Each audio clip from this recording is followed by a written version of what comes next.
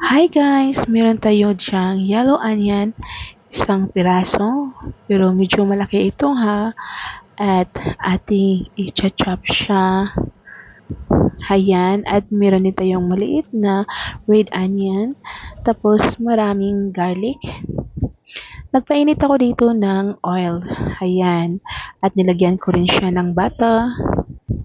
Ayan na pinaghalo-halo ko na sila at na ating gagawin ay malinamnam. Olive oil ang gamit ko at saka butter. Okay guys, ayan. So, pag medyo na siya, natunaw na, ilagay na natin ang ating mga ricado, okay? Yung ating sibuyas at sa ating bawang din, okay guys? At ating halo-haloin yan. Ayan, kailangan medyo mahina lang yung apoy natin guys para naman yung ating mga ricado malinamnam siya. Mas masarap kasi pag dahan-dahan yung apoy, 'di ba? Hindi yung nabigla yung pagkaluto niya. Ganyan ang sekreto ng ating pagluluto. Okay, ganyan ako. Kaya hindi ko minamadali lahat ang aking pagluluto. Kaya kung kayo din guys, ganyan din ang gagawin nyo para iba kasi ang lasa pag mahina ang apoy, no? Kaysa mabilis ang apoy mo, parang bigla ang pagkaluto niya, no? Kaya, ayan na. At halo-haluin mo din pag alam mo na siyang medyo luto na or translucent. At ilalagay na din natin ang ating minced corned beef. No, I mean, minced beef, not corned beef. Yung corned beef yung sa lata, di ba? So, ayaw ko na talaga itong bago-baguhin ang aking voice over kasi mahaba-haba itong video na ito, no? Kung anong nagawa ko yan na. Kasi marami akong gagawin.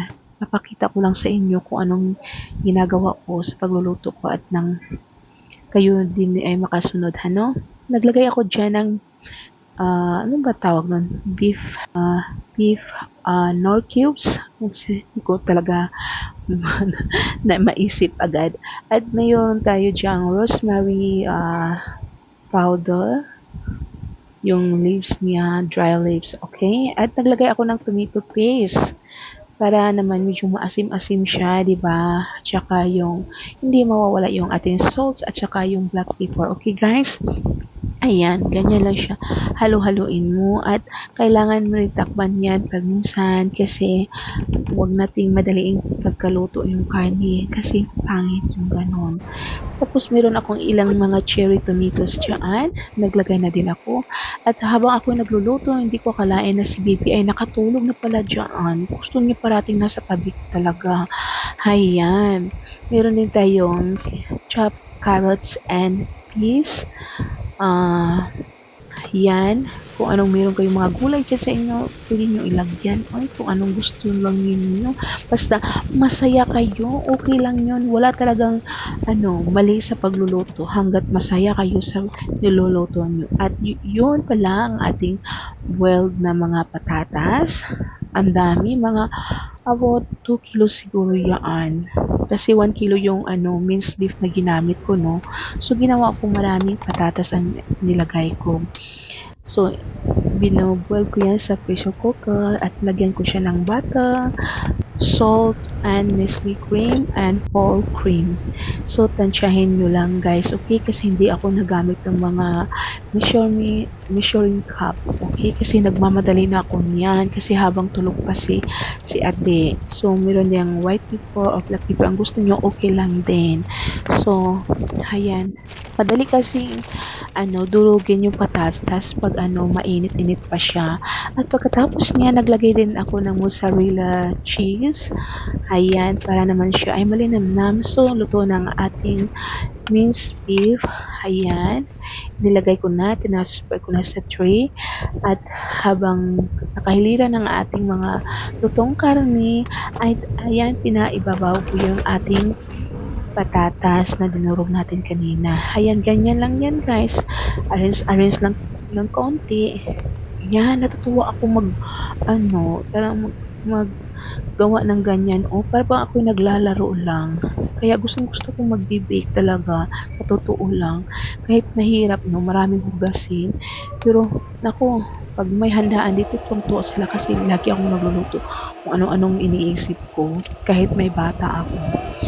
Ayan, 'pag minsan naman yung aking asawa sabi niya sa akin, "Huwag ka na magluto, mag-order na lang tayong pagkain." Minsan kasi guys 'pag bumili ka ng mga pagkain sa labas 'no, medyo mahal talaga, as in mahal lalo na dito sa Singapore, 'di ba?